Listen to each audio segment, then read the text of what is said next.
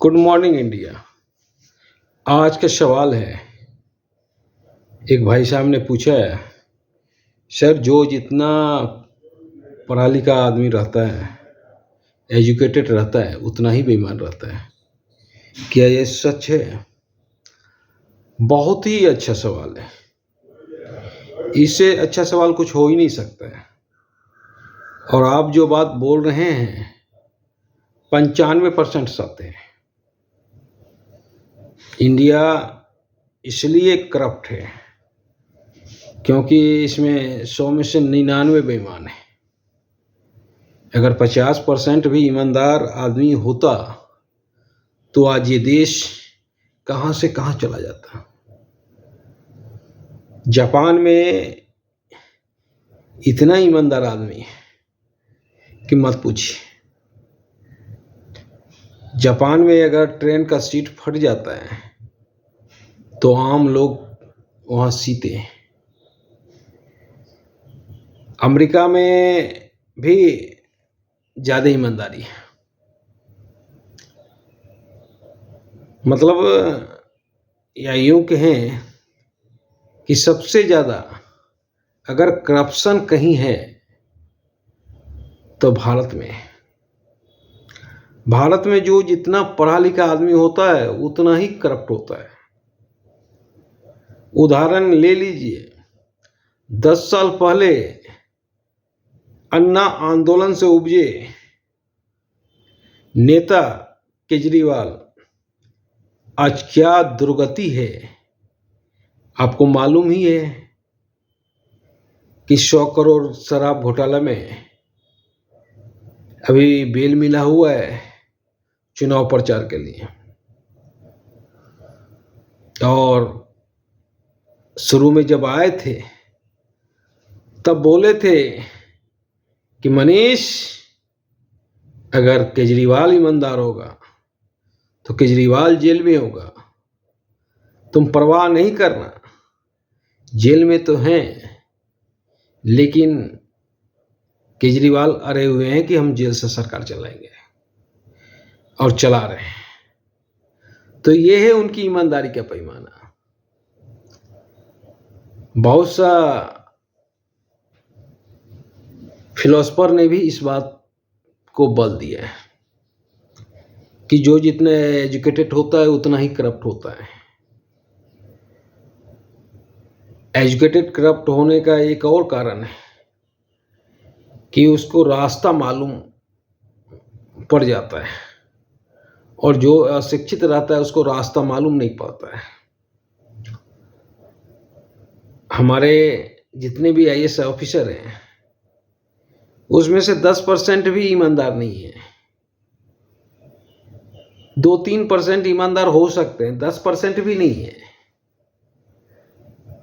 और वो पढ़ते सिर्फ इसीलिए हैं, वो आईएएस का तैयारी देश सेवा करने के लिए नहीं करते हैं, वो अपना सेवा करने के लिए करते हैं ताकि अत्यधिक कमा सके। और उनके पास कोई बहुत बड़ा नॉलेज नहीं है।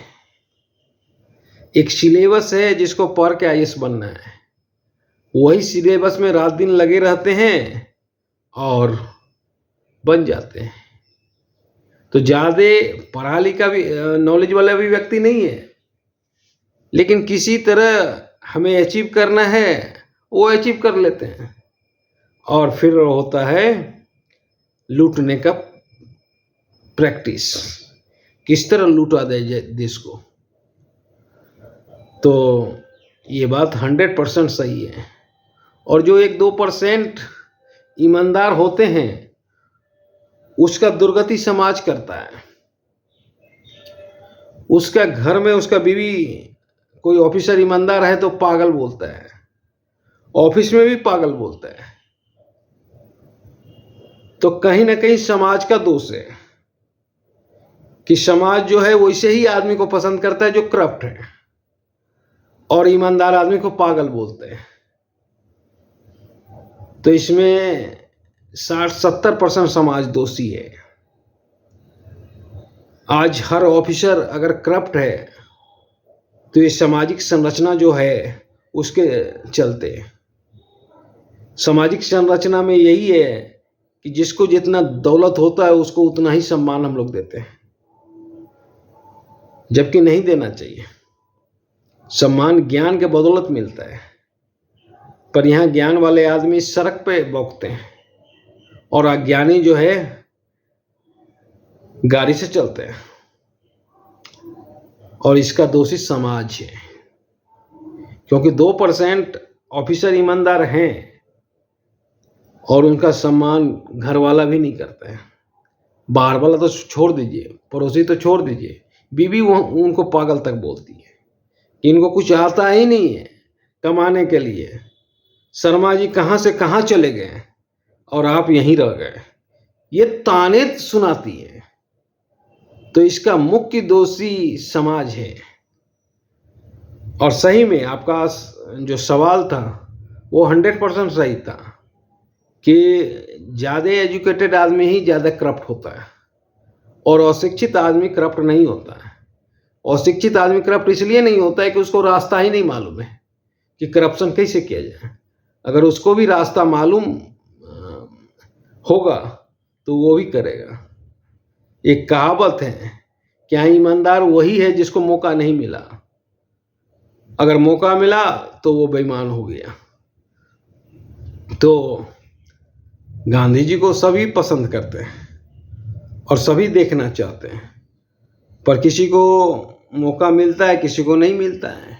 जिसको मिलता है वो करप्ट है, जिसको नहीं मिलता है वो ईमानदार है। यही मतलब सामाजिक सिद्धांत है, और यही सिद्धांत 95% सही है, क्योंकि होता तो यही है।